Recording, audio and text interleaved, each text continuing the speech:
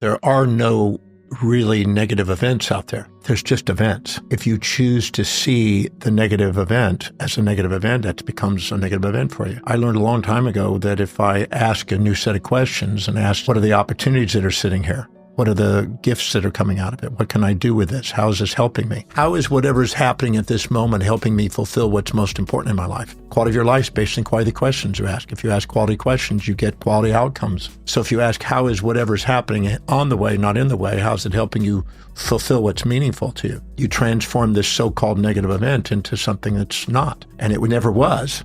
It was just the ratio of your perceptions. And you trapped yourself by the ratios of perceptions by subordinating to some moral hypocrisy that says that was a terrible event. It was an event. Milton said you can make a heaven out of a hell or a hell out of a heaven. You can thinking makes it so. So why not ask questions and have the wisdom of the ages without the aging process by asking questions that liberate you from that intrusive thought that you've labeled a negative event. I have had numerous events that would seem to be negative events, but they turn out to be with the other side once I take the time and be accountable and look for the other side. You had your wife pass away as an example, of course, of a very significant event in your life.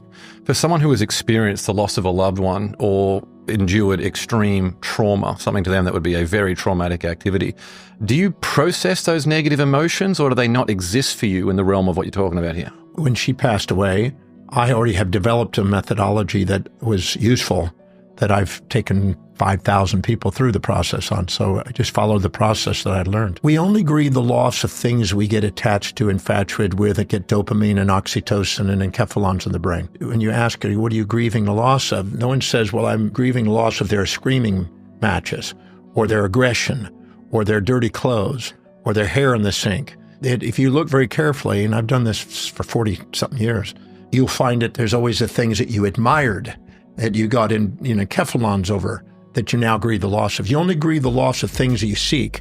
You are relieved of the loss of things you avoid. So what I did is I balanced out my equation on my wife, because no matter who you're with, there's going to be things you like and dislike. And if you dwell on only the things you liked, you're going to grieve the loss of it. If you also see both sides and see them and honor them for the wholeness of who they are, the supportive and challenging parts, you balance your mind and you free yourself up from some of the grief.